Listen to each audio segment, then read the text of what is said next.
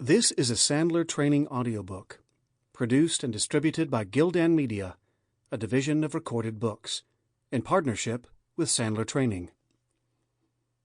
Change the Sandler Way by Hamish Knox. Narrated by Pratt. We hope you enjoy this program. Publisher's note. In this audiobook, you will hear prompts to participate in exercises, usually in the form of questions. Please have a note-taking device or pen and paper available. Note: because the English language lacks a generic singular pronoun that indicates both genders, we have used the masculine pronouns for the sake of style, readability, and brevity.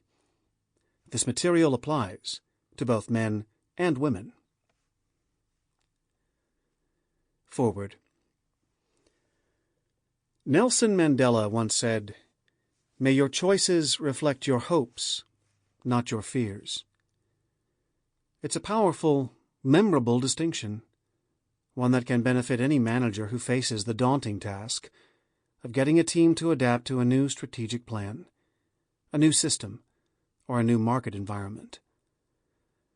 Helping people to expand their comfort zones, supporting them as they adapt to unfamiliar situations, challenging them to embrace new opportunities.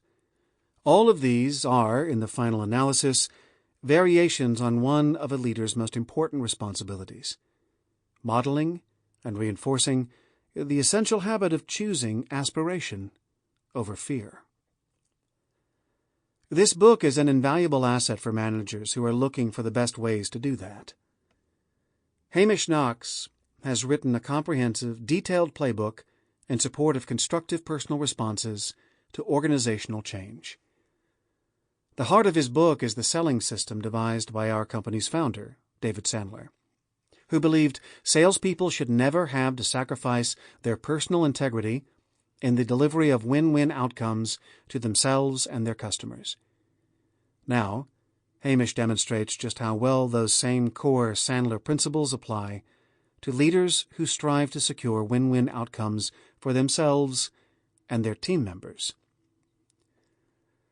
We live in a world where rapid, often unpredictable change sometimes seems to be the only constant in the workplace. That can be a scary reality. Change the Sandler Way is essential reading for those who are ready, willing, and eager to move beyond fear and remake their world for the better. David H. Mattson, President and CEO, Sandler Training. Introduction. Technically, this book is not about change. It's a book about transitions.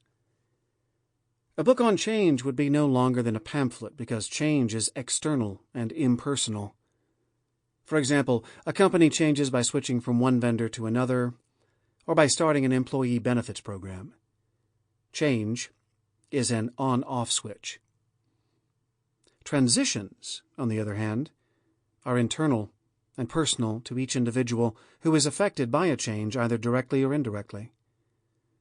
This book is about the 4 stages of transitions that you and each member of your team will experience from the moment you start thinking about making a change through the end of that change to the next change ahead. Whether it's change you create, for example, implementing CMR, or change that is forced on you externally, for example, new salient government regulations.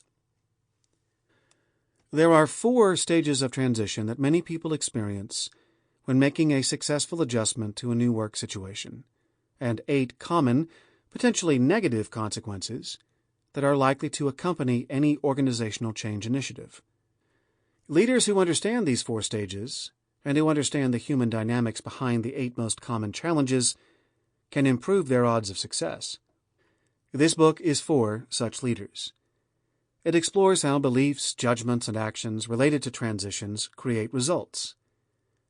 Beliefs, judgments, and actions form a belief wheel based on an outlook of limitation or of possibility that ultimately determines whether the change and transition will be successful. You'll learn more about the belief wheel in Chapter 1.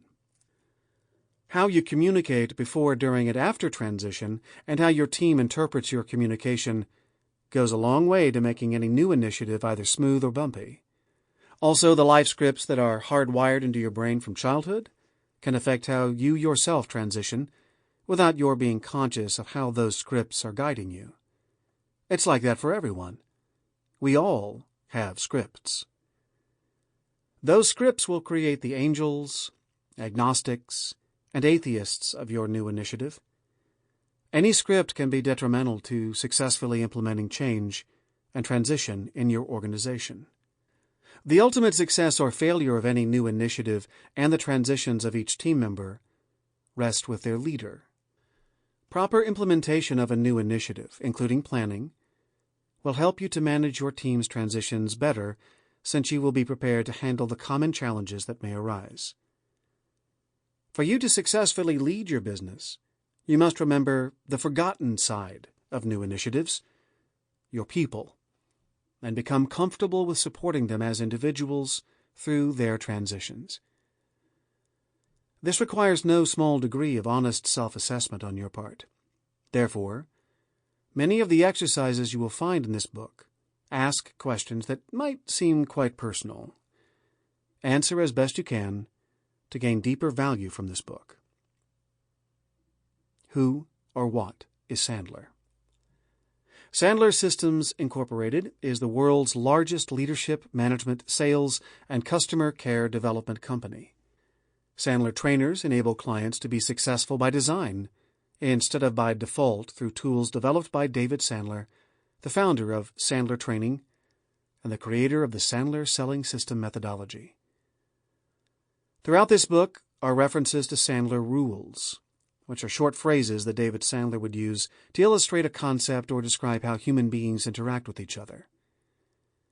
If you're curious to learn more about Sandler Training, visit www.sandler.com.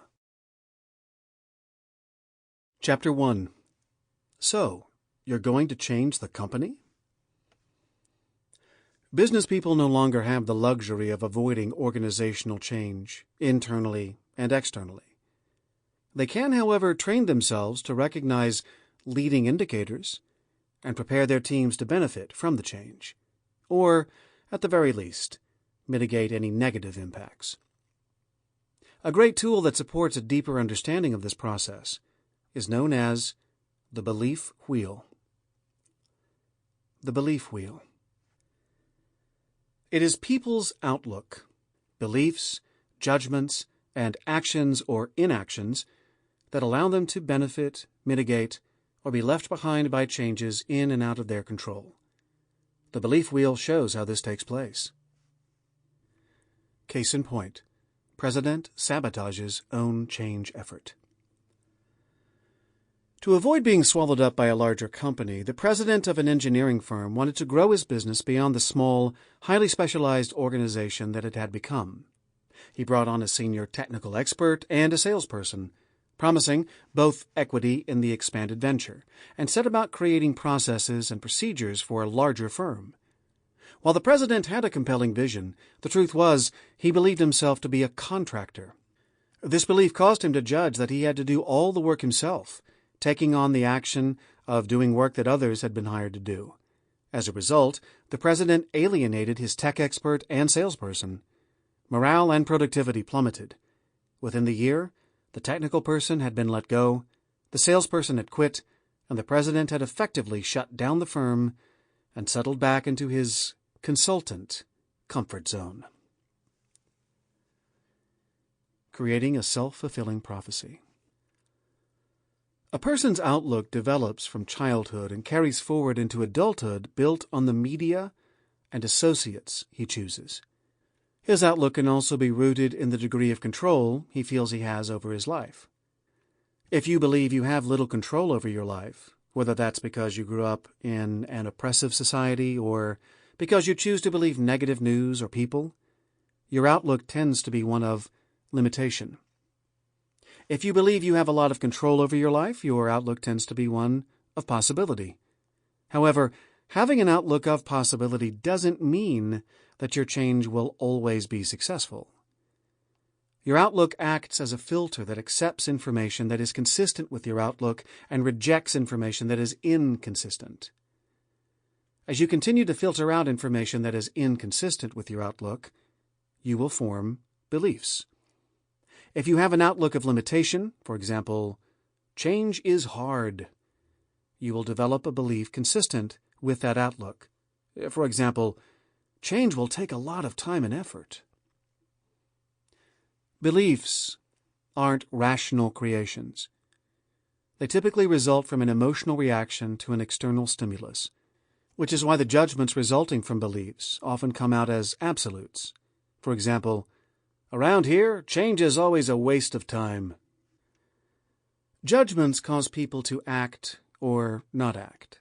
For example, people who judge change to always be a waste of time are unlikely to explore how it might benefit them or their organization.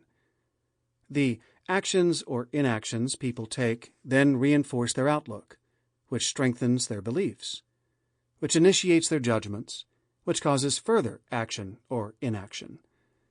Once set in motion, this self-fulfilling prophecy leads to nowhere.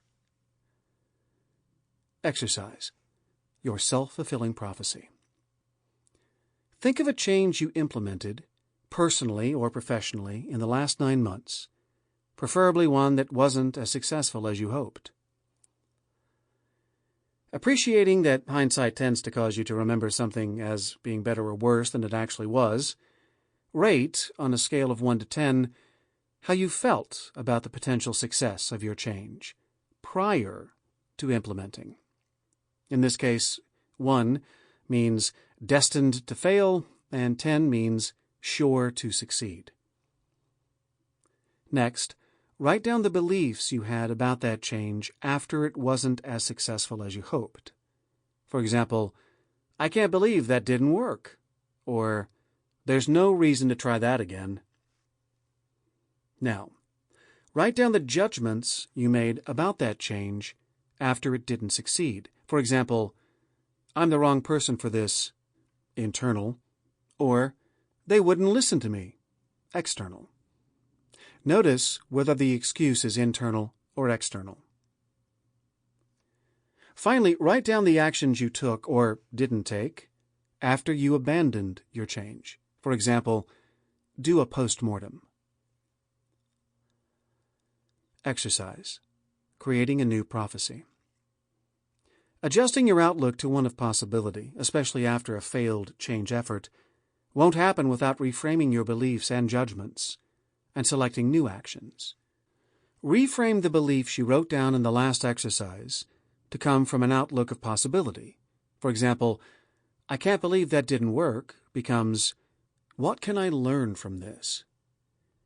Next, do the same for the judgments you wrote down previously. For example, I'm the wrong person for this becomes, I can't do it alone.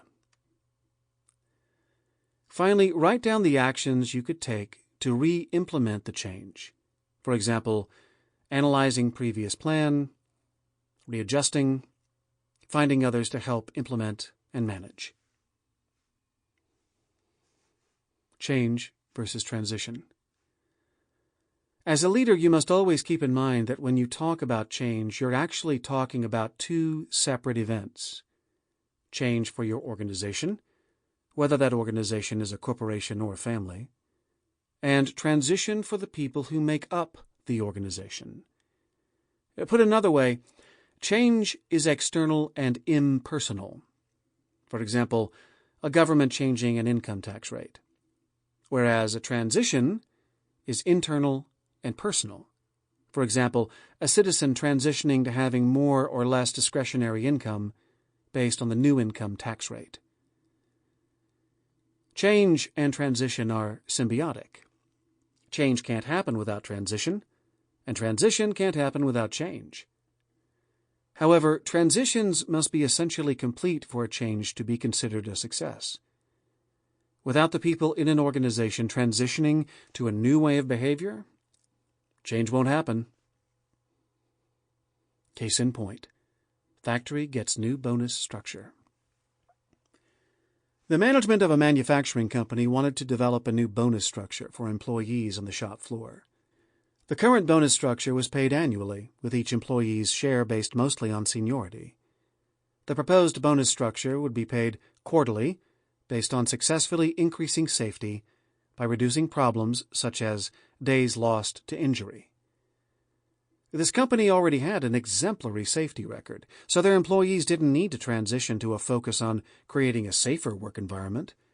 Their transition, rather, was accepting that they would now have control over their variable compensation when previously the only control they had was adding another year of seniority.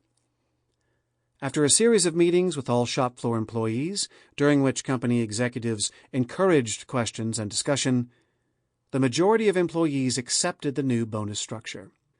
Those who didn't left prior to the first quarterly bonuses being paid out. All humans go through 4 stages of transition. The length of time people spend in each stage depends on their preferred communication style and their hardwired scripts, which this book will address in separate chapters. The 4 stages of transition: denial, resistance, exploration, commitment. Denial. The strength of an individual's denial that change is happening relates directly to how sudden and personal that individual feels it is. A clear illustration of denial would be after a death in an individual's family, especially if that individual was close to the deceased. For instance, if you hear from an authoritative source that your dear aunt has passed away in an automobile accident, your initial response is, "That's impossible, I just saw her yesterday." That's an example of denial.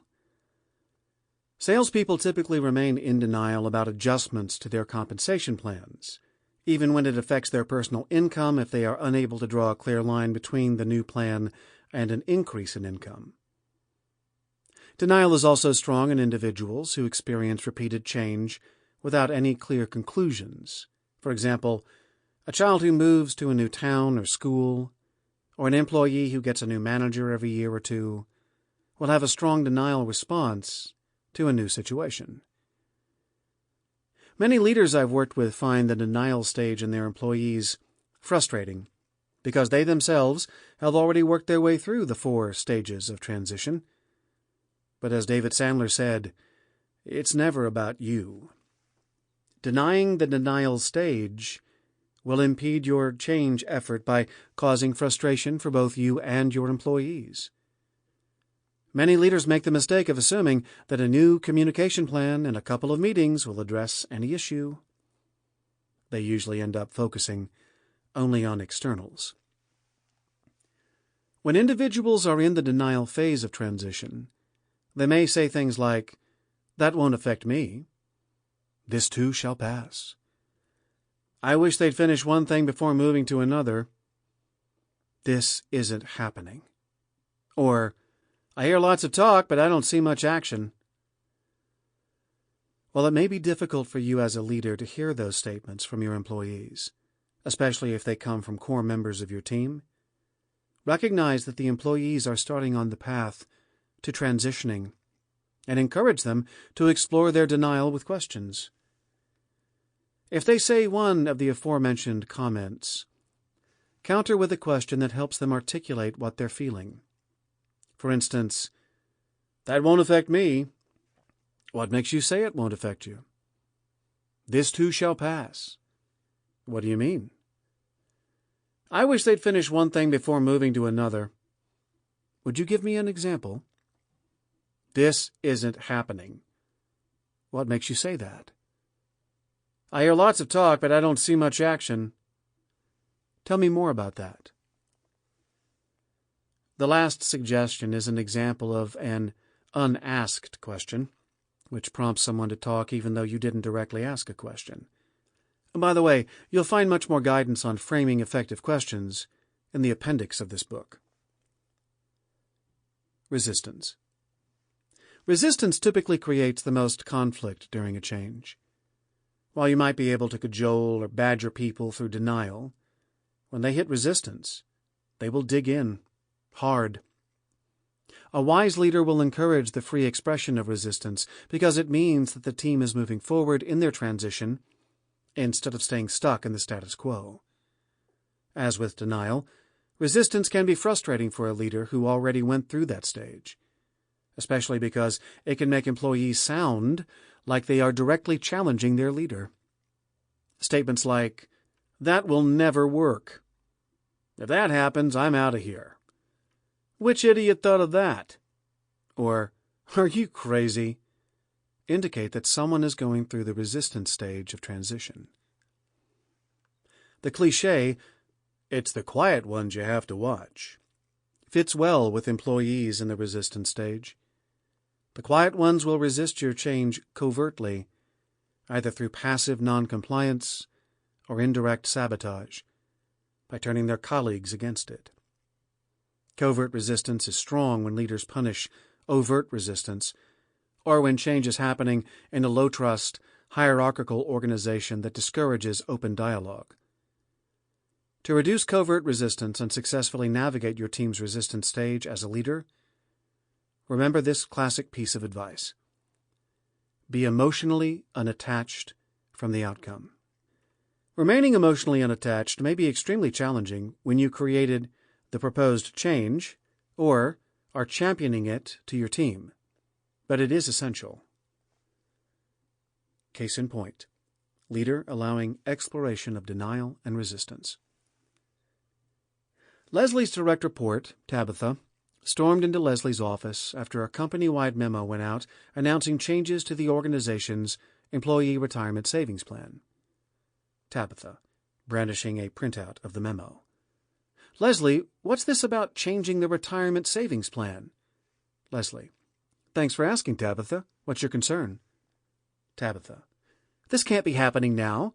I plan to retire in 8 years, and I built all of my savings goals on our current plan." Leslie, "I appreciate you sharing that with me, Tabitha. What's your concern?" Tabitha, "I feel like long-term employees are being punished." Leslie, What makes you say that?" Tabitha, "Because they're taking away accelerators for years of service." Leslie, "Oh, where is that in the announcement?" Tabitha, "It says it right. Oh, I guess when I read modifying accelerators, I took that to mean that the years of service accelerator was going away." Leslie, "That's totally understandable. Just a quick question. What would happen if we put that assumption on hold for a couple of minutes so we could talk it through and then see if it's accurate?" Tabitha, "That would be great." By allowing Tabitha to explore her feelings of denial and resistance through specific questions that didn't address Tabitha's emotional statements, Leslie managed to move Tabitha quickly to the third stage of transition. Exploration. Exploration. Once employees are through resistance, they begin to explore the benefits of the change and how they can take it from proposal to implementation and management. Ideally, what employees discover through exploration is that when a change benefits their organization, it can also benefit them personally. Leaders who know each team member's personal goals can make the exploration stage of transition easier by coaching them through discovering how they can now reach their goals faster or easier. Case in point, one day off doesn't mean all at once. Aiden's direct report, Joe, is exploring how a department recommendation of working longer hours Monday through Thursday to get every Friday off would affect him since his spouse also works and they have a child in elementary school. Joe, Aiden, thanks for setting aside this time for me. Aiden, sure, Joe. What did you want to discuss? Joe, well, I'm struggling to figure out how I make the new hours work on the home front. Since both my spouse and I work, I'm anxious that our son will spend a lot of time in after-school care instead of with us. Aiden, that makes sense. How can I support you? Joe, is there any way that I can avoid the extra hours? My colleagues are all excited about the new schedule, but a lot of them are single, and none of them have kids, so they're totally comfortable working longer. Aiden. Fair question, Joe. If I remember, one of your goals this year was to pick up your son from school every day. Joe. That's right. I planned to talk to you about it, and then that memo came out on our first day back from the holiday break. Aiden. What would you have shared with me if we had had that discussion? Joe. I thought I could come in early each day. I'd still owe you some time, and I couldn't come in more than 30 minutes early. Let's say I come in early, work through lunch, and work Fridays. That way, I could get my son from school each day and still keep my commitments to you and my colleagues. Aiden. I appreciate your plan, Joe, but I feel working through lunch every day would end up hurting your productivity because we all need breaks. Come in early, take a 30-minute break for lunch, and work Fridays. How's that sound to you? You could still leave early on Friday to get your son from school. Joe. I really appreciate your being flexible, Aiden. Aiden has given Joe a leader's 3 greatest gifts: permission, protection, and potency. Permission. Often a team member's biggest fear, especially during change, is failing. Leaders should give permission to fail, because people will, to reduce resistance and encourage exploration. Protection. When a team member fails, don't use it as a gotcha moment. Instead, turn that opportunity into a coaching moment and support your team member to move to the exploration and commitment phase of his transition. Potency. Allow your team members to perform in their new roles without you micromanaging or doing things for them. In cases where a failure could be catastrophic, like flying an airplane, potency could include practice in a simulator. In a case where failure could result in reduced productivity or lost sales opportunities, potency may include role play and support documentation. When you are a leader letting team members explore their own path to the top of the mountain that you defined, the change, it can be frustrating because you might believe that you've already figured out the best way to get there. While letting your team explore different routes to your mountaintop will increase your chances of a successful change, you'll also want to define a time limit for exploration at any out-of-bounds areas. Otherwise, you're likely to have at least one team member become attached to a path that would require additional time, money, and resources that you may be unwilling or unable to invest. Commitment. The final stage of transition is an individual's commitment to new behavior, facilitating successful adaptation to the new situation. Commitment is the point at which people become personally accountable for taking the actions necessary to integrate themselves into an environment that was once unfamiliar to them. The key concept here is personal responsibility. The great Russian novelist Leo Tolstoy once noted that people love to talk about change, but aren't always willing to change themselves. People who have reached the 4th stage, the stage of commitment, are willing to change themselves. Leaders can leverage committed employees to champion change to others who are at earlier stages of transition. Employees at the commitment stage can relate peer-to-peer to their colleagues at earlier stages. Managing transition. For your change to be successful, you must be comfortable managing your employees' transition. Leaders who haven't given permission, protection, and potency to their team members typically push back on the team's denial and resist any resistance. A leader who does one or both works against the successful implementation of the change. Just as the transition process has 4 parts, managing transition in your team has 4 steps. 1. Recognize and predict the dynamics of transitioning. Successful change requires managing the leading indicators of transition in your team members. Leading indicators of transition are what people say or do, or what they don't say or do when facing a change. For example, what if one of your team members, who regularly invites others out for coffee or lunch, starts eating lunch alone in his office, or going out alone? This unusual behavior indicates that the team member may be in denial about the change. Noticing this? Sample complete. Ready to continue?